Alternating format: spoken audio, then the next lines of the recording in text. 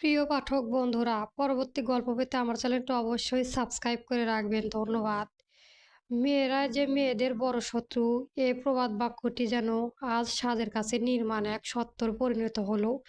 ওর মাকে প্রায়ই এই কথা বলতে শুনতো, আর আজও স্পষ্ট বুঝতে পারছে কিছু মেয়ে আছে যারা শুধু নিজেদের স্বার্থের জন্য অন্য মেয়ের ক্ষতি করতেও দুবার ভাবে না। কখনো সম্মান আর সহজ জীবনের চাওয়াই সেসবে মেয়েদের কাছে আগ্রহযোগ্য মনে হয়। এমন কি চেয়েছিল সে? শুধু একটু ভালোভাবে সম্মানের সঙ্গে বাঁচতে চেয়েছিল। এটা কি এতই বড় অপরাধ? এই সমাজের নিয়মে কি এতটুকু চাওয়া অপরাধ হয়ে যায়? সমাজে এই নিষ্ঠুরতা ও হার হাড়ে হাড়ে টের পাচ্ছে। সাজের মনে এতক্ষণ ধরে ঘুরে বেড়াচ্ছিল এইসব প্রশ্ন। কেন তার জন্য সহজ জীবনটা এত জটিল হয়ে উঠেছে?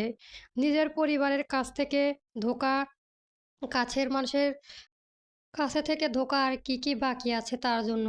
ও রোড সাইডে বসে আছে ঠিকই, কিন্তু অক্ষি যুগল গড়িয়ে জল পড়া যেন কমা নামই নিচ্ছে না। ভাবছে কিছুক্ষণ আগে ঠিক হতে পার কি হতে পারতো ওর সাথে। কিছু মুহূর্ত পূর্বে সাত শপের কাজ শেষ করেই আন্টিকে বলে রাখি নামের মেয়েটার সাথে বেরিয়েছে। মুরাদপুর সাইক্লেজের এই নির্দিষ্ট জায়গায় পৌঁছে গিয়েছিল। সাজকে বাইরে করিডরে দাঁড় করিয়ে দিয়ে রাখি আর চারপাশে মেয়েটি ভেতরে ঢুকলো পারমিশন নিতে। সাজ খেয়াল করে দেখলো বাইরে প্রায় সন্ধ্যা হয়ে এসেছে। ওর মনটা কেমন যেন অস্থির হচ্ছিল। বাসার ওদের কাছ থেকে অন্তত একবারও শোনা উচিত ছিল, কিন্তু না বলে কি ভুল করলাম? ওর কাছে জায়গাটা কেমন যেন জনসমাগম কম মনে হলো। ঠিক তখনই পরপর এক দুজন মেয়ের ভিতর থেকে বেরিয়ে এলো। তারা সাজের দিকে তাকিয়ে কেমন যেন বিদঘুটে হাসি দেয়, আর ওদের চাহনিতে ছিল অস্বস্তিকর এক বিশ্রী ছাপ। সাজ এক মুহূর্তের জন্য স্তব্ধ হয়ে গেল। হঠাৎই একটা মেয়ে সাজের পাপ দিয়ে চলে যেতে উদ্যত হতেই হঠাৎ দাঁড়িয়ে যায় ওর সম্মুখে। এই লাইনে নতুন বুঝি? তো তোকে রেট কত দিতে চেয়েছে? সাজ বিস্ফোরিত দৃষ্টিতে তাকিয়ে রইল মেয়েটির দিকে। ও চোখে স্পষ্ট কৌতূহল। এসব কি বলছেন আপু? আমি বুঝতে পারছি না। মেয়েটা খুব বিশ্রীভাবে হেসে ওর কানের কাছে মুখ নিয়ে বলল, তুমি দেখতে ছোট হলেও কি হবে? এখানে তো কাজ করতে এসেছো। আজকে অনেক বিদেশি পার্টি আছে। এসে এসেছে তাদের খুশি করতে পারলে এক্সট্রা টিপস পাবে। মেয়েটার কথা পুরো তাৎপর্য এতক্ষণে সাজের কাছে পুরোপুরি পরিষ্কার হয়ে গেল। ওর বুকটা অস্বাভাবিক রকমের কাঁপছে।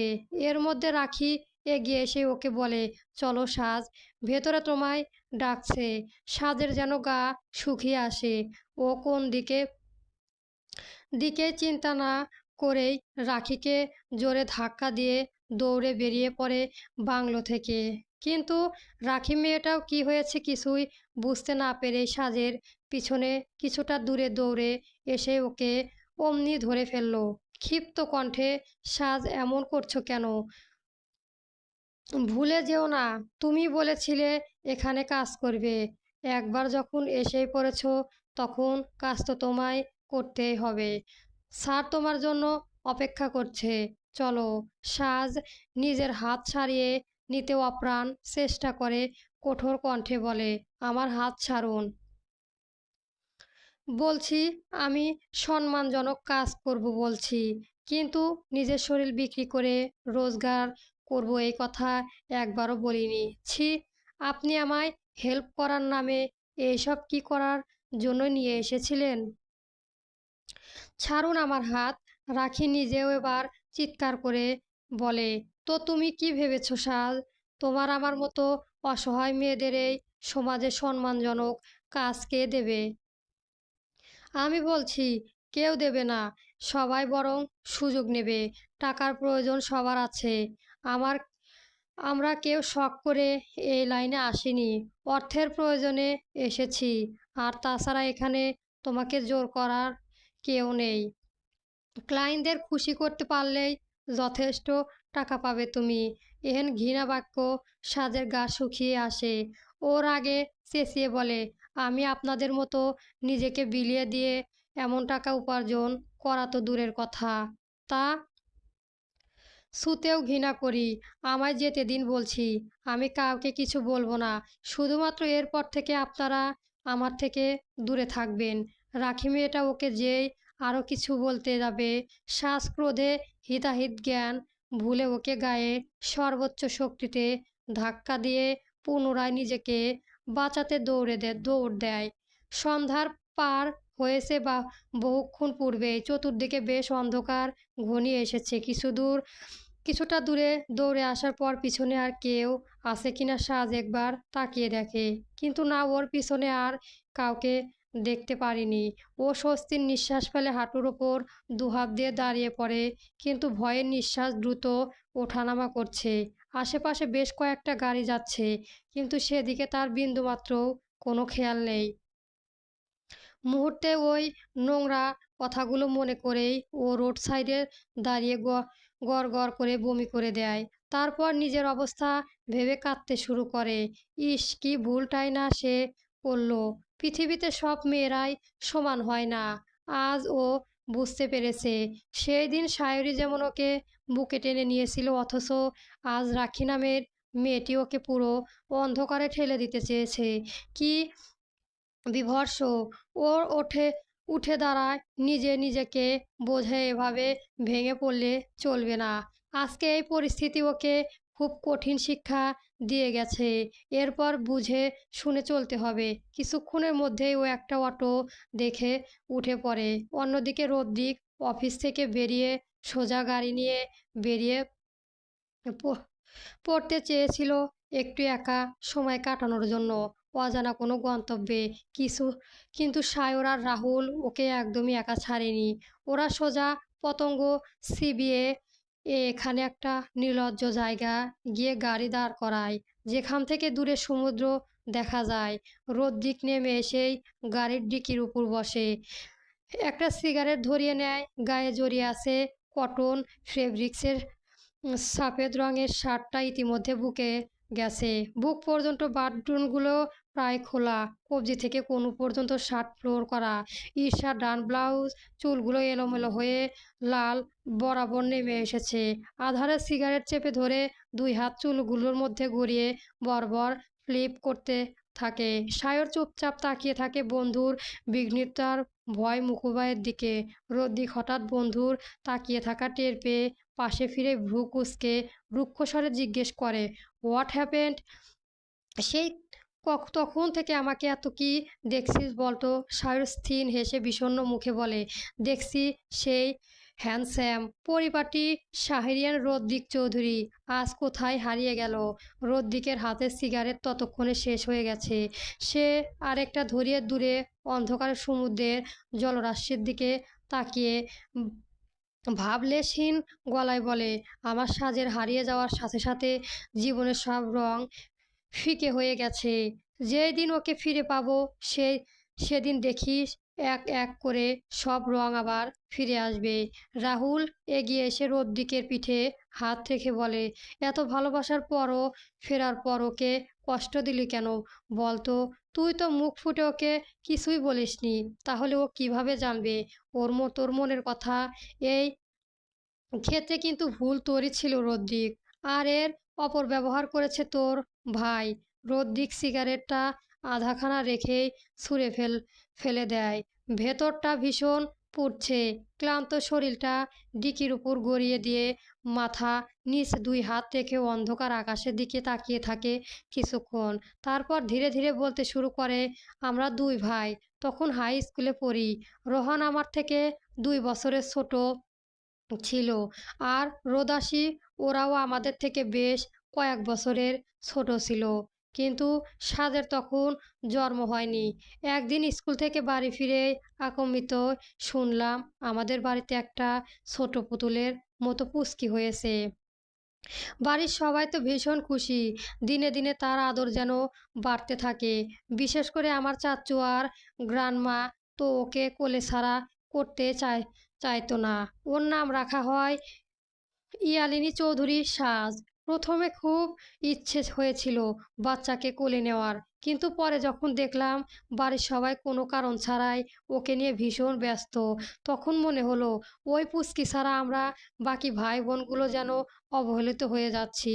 ধীরে ধীরে ও বড় হতে থাকলো, আর সেই সাথে আমাদের আদর যেন কমতে থাকে। এতে অন্যদের কতটা সমস্যা হয়েছিল জানি না, কিন্তু আমার আর রোহানের সমগ্র রাগ গিয়ে পড়ল সেই পুচকিটার উপর। রোহান তো সবসময় আমার অনুসরণ করত, এক কথায় আমার ক্রাইম পার্টনার ছিল। তাই আমি ঠিক করেছিলাম যখনই চুপচাপ থাকবে তখনই কোনো না কোনোভাবেই ওকে কাঁদতে হবে। উদ্দেশ্য ছিল একটাই, ও যত বেশি কাঁদবে বাড়ির সবাই ওর উপর ততই বিরক্ত হবে। ছোট মাথা, ছোট বুদ্ধি। কিন্তু পুচকি যত বেশি কাঁদতো সবাই ওকে আরও তত বেশি মাথায় তুলে রাখতো। এতে আমার রাগ আরও বাড়তে থাকে। তাই সুযোগ পেয়ে যখন চিমটি কেটে তো আবার কখনো চুল টেনে যেভাবে পারতাম ওকে কাঁদানোর সুযোগ ছাড়তাম না।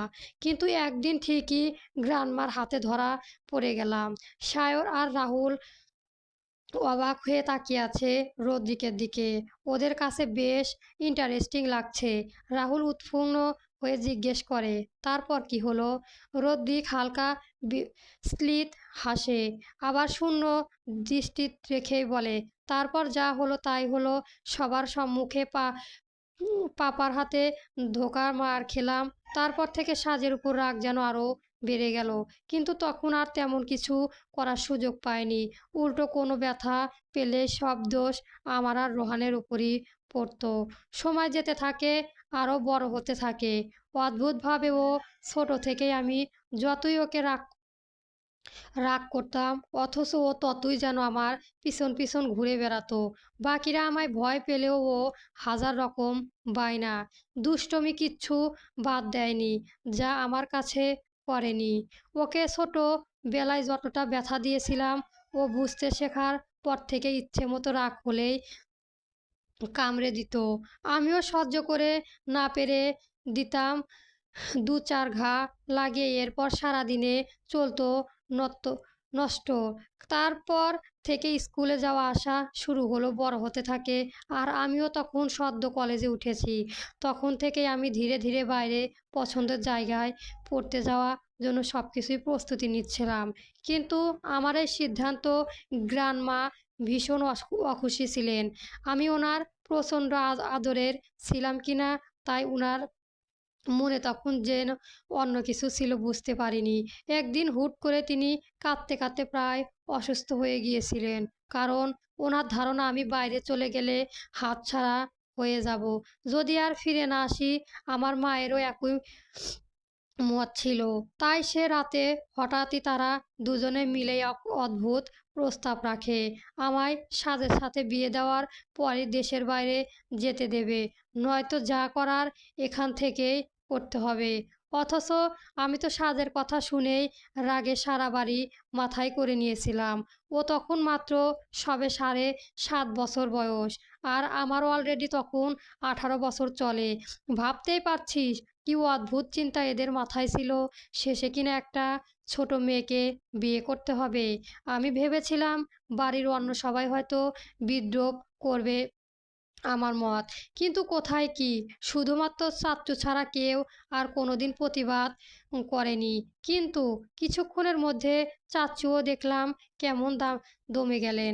উল্টো ওই দিনেই আমার গ্রান্ড পার কথায় আমার পাপা ও ছোট চাচ্চু মিলেই কাজে নিয়ে আসলেন। আমার রাগ, চিৎকার, চেঁচামেচি কোনো কিছুর পরোয়া না করেই ওই পিচ্চির সাথে আমার বিয়ে হয়ে গেল। অথচ সাজ তখন মনের সুখে দেখলাম বসে বসে পছন্দর রোস্ট খাচ্ছে। বুঝলাম রোস্টের লোভে পড়ে কবুল বলে দিয়েছে। শুধু কি তাই, রোহান আর রোহিণী সাথেও রোস্ট নিয়ে কাড়াকাড়ি করে সারা বাড়ি মাথায় করে নিয়েছিল। আমি সেই দিন রাগে আর লজ্জায় মনে হলো ওকে জাস্ট উপরে তুলে একটা আছাড় দেই। এরপর থেকে ওকে তো আমার আর সহ্যই হতো না। মনে মনে ঠিক করেই নিয়েছিলাম, এরপর শুধু দেশের বাইরে যাই, তারপর কোনোদিনও আর এখানে ফিরব না। কিন্তু তারপর থেকে মেয়েটা যেন আমাকে বিরক্ত করার লাইনসে লাইসেন্স পেয়ে গিয়েছিল। দিনরাত শুধু দুষ্টামি আর বিরক্ত করত। বায়না যেন আরও বাড়তে থাকে। তারপর তো আর ঠিক ২ বছরের মধ্যে ইতালি যাওয়ার সুযোগ পেলাম। ততদিনে সাজ একটু বড় হলো ঠিকই, কিন্তু আমার পিছনে পিছনে সারাদিন ভাইয়া বলে ঘুরে বেড়ানো কমায়নি। কিন্তু একটু পরিবর্তন দেখলাম। আমি রাগ হলে ও ভীষণ ভয় পেত। তখন দেখা যেত আমার ধারের কাছে আর আসতো না, কথাও বলতো না।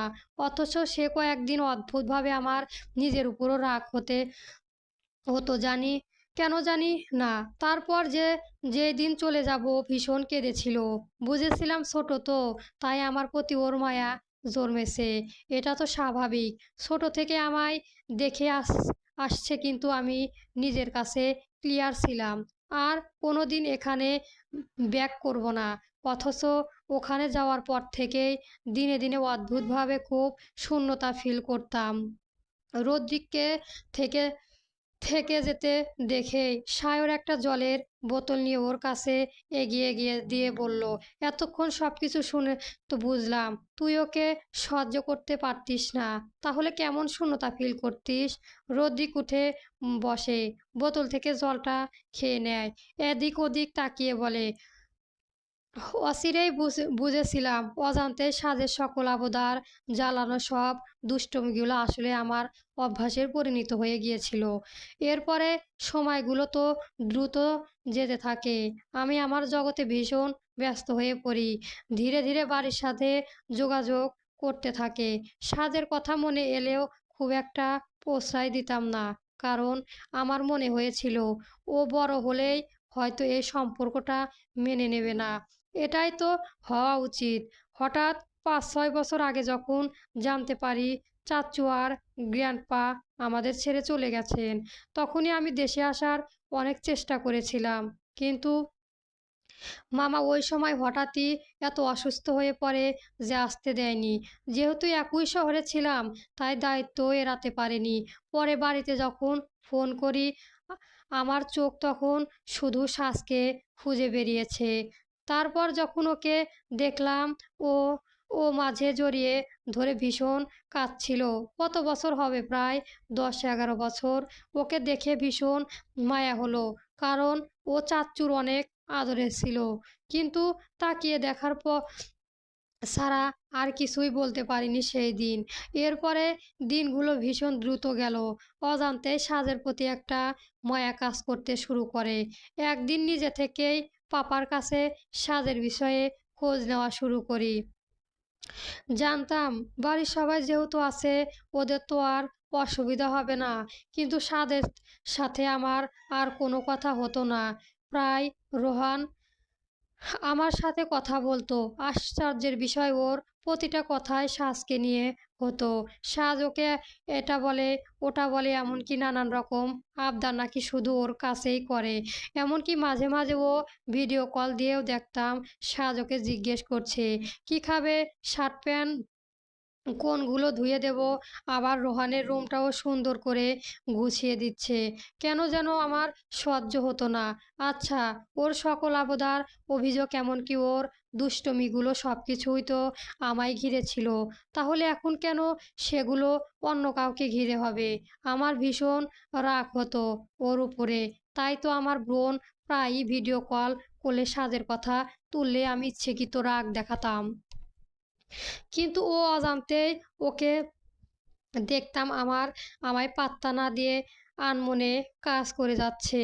বোন অবশ্য পরে আমায় বলেছিল আমাদের বিয়ের ব্যাপারে সাজ এখন সব কিছুই জানে। অথচ ও আমার সাথে কখনো নিজের থেকে কথা বলেনি। এতে আমার রাগ আরও বেড়ে গেল। কিন্তু আমি ততদিনে স্পষ্ট বুঝে গিয়েছিলাম ওর প্রতি শুধু মায়া না, আমি ওকে খুব ভালোবেসে ফেলেছি। আর তাই খুব ভেবেচিন্তে পাপাকে জানিয়েছিলাম সাজের 18 বছর হলেই ওকে আমার কাছে নিয়ে যাব। পাপাও তখন কোনো আপত্তি জানায়নি। সব কিছুই তো ঠিকই ছিল। আমি প্রতিনিয়ত অপেক্ষা করে গিয়েছিলাম। অথচ লাস্ট ইয়ার সাজের 15তম জন্মদিনে আমি ওকে একটা ফোন গিফট করেছিলাম রোহানের মাধ্যমে। কারণ আমি চেয়েছিলাম ও যেন শুধু আমার সাথেই কথা বলে। যেহেতু এখন যথেষ্ট বড় হয়েছে, বুঝতে শিখেছে, তাহলে ধীরে ধীরে আমার সাথেও সহজ হওয়া উচিত। অথচ আম্মু হঠাৎ করেই ওই দিন আমায় ফোনে কাঁদতে কাঁদতে বলেছে, মেজো আম্মু নাকি বাড়িতে খুব ঝামেলা করেছে ফোন দেওয়ায়। তিনি স্পষ্ট জানিয়ে দিয়েছে আমাদের ছোটবেলার বিয়ে নাকি উনি মানে না। ওকে অনেক লেখাপড়া শিখে বড় হতে হবে। তাই এই বিষয়ে যেন সাদের সাথে কেউ কোনো কথা না বলে। এমনকি সাজ নাকি আমার সঙ্গে কোনো কথাও বলতে চায় না। এই সব ছোটবেলা বিয়ে ওর কাছে কোনো দামই নেই। আর আর ওর মায়ের কাছে এইসব নাকি হাস্যকর। বাড়িতে নাকি অনেক কিছুই হয়ে গেছে। এরপর রোহান তো এর থেকেও বিষাক্ত যা ছিল তাই বলল। বিশ্বাস কর সেই দিন এসব শুনে সত্যি আমি খুব কষ্ট হয়েছিলাম। কিন্তু ওই মুহূর্তে আমি সিদ্ধান্ত নিই যত দ্রুত সম্ভব ফিরে আসব। ফেরার পরে ওকে ঠকিয়ে কয়েকটা চড় মেরে জিজ্ঞেস করব, অসভ্য মেয়ে, আমায় অস্বীকার করার কারণ কি? তারপর তো ফিরলামই। কিন্তু ফেরার পরে ওকে দেখে ইচ্ছেকৃত ওর সাথে আর কোনো কথা বলিনি। বরং প্ল্যান করতে থাকলাম যেভাবে হোক আমার বউ আমি ঠিকই সাথে করে নিয়ে যাব। কিন্তু সব কিছুই তো ঠিক হওয়ার আগেই আমি নিজের হাতে সব কিছুই নষ্ট করে ফেললাম। সায়র সবকিছুই শুনে জিজ্ঞেস করে, কিন্তু রোহান ও মিথ্যেগুলো কেন বলেছিল? তুই তো প্রমাণ পেলি সাজের সাথে এইসবের কোনো সম্পর্কে নেই। রদ্রিক কঠোর কণ্ঠে বলে, সেটা তো রোহান ভালো বলতে পারে। আজ হোক বা কাল হোক, ও তো সব বলতেই হবে। তবে একটা কাজ পাপা ঠিক করেনি, আমার আর সাজের বিয়ে। যেখানে এখনো এত বছর একটা সত্যি, সেখানে তার কোনো এই বিষয়টি হুট করেই অস্বীকার করেছে। আর এখন তো আমি জানি সাজ শুধুমাত্র আমায় ভালোবাসে। তাহলে ও আর মেজো আম্মু আমাদের বিয়েটা কেন অস্বীকার করছে? আম্মু তো নিজেই আমায় তখন সব কিছুই বলেছিল। আমি কিছুই বুঝতে পারছি না কি হচ্ছে সব। রাহুল একটা সিগারেট ধরিয়ে বলে, আমার মনে হয় তোর অবর্তমানে এখানে নিশ্চয় এমন কিছু হয়েছে ওদের সাথে যেটা তুই জানিস না। আমার তো বাড়ির মধ্যে একমাত্র সে, যদি আন্টি ছাড়া আর কাউকে আমার খুব ইজি মনে হয়নি। তবে সাজকে খুঁজে পেয়ে হয়তো কিছু জানা যাবে। রদ্রিক নিজেও একটা সিগারেট ধরিয়ে ঠেলে টেনে দেয়। কিছুক্ষণ থেমে কঠোর কণ্ঠে বলে, first I have to fund her. আর তারপরও না চাইলেও সংসার তো ওকে আমার সাথেই করতে হবে। কিছুই তো আমি ওকে ছাড়িনি। এতদিন ছোট ভেবে ছেড়ে রেখেছিলাম পরিবারের ভরসায়। যে যেটাই আমার সবথেকে বড় ভুল ছিল। অন্যায় যেহেতু করেছি তার শাস্তি যা যা দেব সবকিছু আমার কাছে এসে দিক, অবশ্যই সবকিছু মেনে নেবে। কিন্তু আমার কাছ থেকে ওর আলাদা থাকার এইসব কিছুতেই আমি মানব না। আমার বউ আর বাচ্চা দুজনকে আমি সম্পূর্ণ নিজের করে চাই। সেখানে আমি ব্যতীত ওদের উপর আর কারো কোনো অধিকার থাকবে না। সেই দিনের পর দেখতে দেখতে আরও 1 মাস কেটে গেল। সাদের শরীরে এখন ধীরে ধীরে বেশ পরিবর্তন এসেছে। তার 5.5 মাসের উদর এখন বেশ খানিকটা বোঝা যায়। সাজ এমনিতেই বোরখা পরে যতটা সম্ভব নিজেকে ঢেকে চলাফেরা করে। তার মধ্যে একটা সুবিধাও হয়েছে, বাসা বাড়িওয়ালা আন্টি সিঁড়ি থেকে পড়ে গিয়ে পা ভেঙে ফেলেছে। তাই এখন ঘরবন্দি হয়ে আসছে। ফলে সাজের এই মুহূর্তে তেমন কোনো অসুবিধা হচ্ছে না। দোকানে গেলেও যতটা পারে সাবধানে থাকে। আর ওই মেয়েদের সবসময় এড়িয়ে চলে। আজ সাজের সকালে অফ ডে, দুপুরের পর শপে যাবে। তাই শায়েরি আর ঈশানা ভেবেছে সাজের এখন বেশ কয়েকটা ঢোলা জামা প্রয়োজন, তাই ওকে নিয়ে শপিং করতে যাবে। তার আগে ওর একবার অফিসে এসেছে সাজকে নিয়ে। এখানে কিছুক্ষণ থাকবে, তারপর মলে যাবে। সায়রি সাজকে বলে, সাজ তুমি এখানে বসো, আমরা একটু ভেতরে গিয়ে এস আর স্যারের সাথে দেখা করে আসছি। কিছুক্ষণের মধ্যেই ফিরে আসব। ওনাদের কথাই বলেছিলাম তোমার, যার সাথে আমরা এই প্রজেক্টে কাজ করছি। তোমার ভয় নেই এখানে। সব শুনে সাজ ধীরে বলে, আপনারা কাজ সেরে আসুন, আমার কোনো অসুবিধা হচ্ছে না। ভাইয়ারা কি এখানেই আছে? ইশারা স্থিমতে হেসে বলে, হ্যাঁ সাজ, হিম আর কিংসুক ভেতরে আছে। তুমি থাকো, আমরা আসছি। কিছু প্রয়োজন হলে আমাকে একটা কল দিও, চলে আসবো। ওরা চলে যেতেই সাজ আশেপাশে তাকিয়ে দেখে অফিসটা ভীষণ সুন্দর। এমন জায়গায় সে যে প্রথম এসেছে তা নয়, বরং তার বাবা বেঁচে থাকতেও ঢাকা তাদের কোম্পানিতে সে প্রায়ই যেত। ওদের অফিসটাও ভীষণ সুন্দর ছিল, কিন্তু গত 6 বছরের চোখের পলকে সব কিছুই বদলে গেছে। সবটাই এখন অতীত। সাজ একটা দীর্ঘশ্বাস ফেলে। ওয়েটিং রুমে একটা বসে থাকতে থাকতে একটু উঠে দাঁড়ায়। ইদানিং খুব বেশি বসে থাকতে পারে না। তাকিয়ে দেখে সম্মুখে করিডরে বেশ নিবিড় নিরিবিলি। ও ধীরে ধীরে হাঁটতে হাঁটতে চারপাশটা অক্ষিযুগল বুলিয়ে দেখতে থাকে। দেওয়াল জুড়ে বড় বড় ওয়াল মিরার লাগানো। এদিকে একই এই রকমই সাউথ এশিয়া অ্যাকিটেসাল কনফারেন্স রুমে রদ্রিক, সায়র আর রাহুল ও হিমাদ্রি আর কিংসুকের সাথে মিলে এক হাতে টেবিলের উপর লেখা রেজাল্ট পয়েন্টটা তুলে নিয়ে মডেলের দিকে ইঙ্গিত করে। দিস ইজ দ্য স্টেন্টাল আক্রিমস অফ দ্য প্রজেক্ট। আমরা যদি এখানে ওপেন স্পেমটা আরও বাড়াই, তাহলে পুরো স্ট্রাকচারের ভিজুয়াল ব্যালেন্স অনেক বেশি ডাইনামিক দেখাবে। আর এই সেকশনটা এখানে গ্লাস ফ্যাসাড ব্যবহার করলে ন্যাচারাল লাইটিং অনেক ভালো কাজ করবে। এরই মধ্যে শায়রি আর ঈশানা ভিতরে ঢুকেই হিমাদ্রি ওদের এখানে আশেপাশে খেয়াল না থাকায় একটু জোরে বলে ওঠে, ওই কি সাথে এসেছে? শায়রি একটু আশেপাশে তাকিয়ে দেখে, ইশারা বুঝিয়ে দেয়, হ্যাঁ এসেছে। আকুম্বিত জোরে কথা শুনে রাহুল আর সায়র দুজনেই একটু অবাক হয়ে তাকায় ওদের দিকে। রদ্রিক এবার চোখ তুলে কথাটা কিঞ্চিৎ শুনতে পায়, তারপরে আবার নিজের কাজে ব্যস্ত হয়ে পড়ে। সায়র কৌতূহল নিয়ে জিজ্ঞেস করে, তোমাদের সাথে কি কেউ এসেছে? কিংসুক খুব স্বাভাবিকভাবে বলে, হ্যাঁ স্যার, অ্যাকচুয়ালি আমার ছোট বোন এসেছে। আসলে আজকে ওকে নিয়ে একটু বলে যেতে হবে, তাই আর কি। রাহুল ভীষণ আন্তরিকতার সহিত বলে, তাহলে তো কিছুক্ষণের মধ্যেই লাঞ্চ টাইম। আমরা যেহেতু একসাথে লাঞ্চ করব, ওকে ডেকে নিন। ছোট মানুষ নিশ্চয় একা বসে বোর হচ্ছে। লাঞ্চ শেষ হলে তারপর যেও। তারপর রদ্রিকের দিকে তাকিয়ে বলে, আইএসআর আমি ঠিক বলছি তো? রদ্রিক হঠাৎই রাহুলের কথা শুনে মুখ তুলে এক পলক দেখে বলে, yeah, ask her to come in. Kingshuk. ঠিক তখনই রদ্রিকের ফোনে অফিসিয়াল একটা কল আসে। সে ফোনটা রিসিভ করে কথা বলতে বলতে ধীরে ধীরে কেবিন থেকে বেরিয়ে আসে, একটা করিডরের দিকে এগিয়ে যায়। এদিকে করিডরে অন্য পাশে ওয়ান মিয়ারের সামনে দাঁড়িয়ে সাজ নিজের ওনারটা একটু ঠিক ঠিক করছে আর মাঝে মাঝে চারপাশটা তাকিয়ে কৌতূহলী চোখে অফিসের ভেতরে সাজসজ্জা দেখছে। জায়গাটা তার কাছে অচেনা হলেও কোথাও যেন এক অদ্ভুত পরিচিত অনুভব হচ্ছে।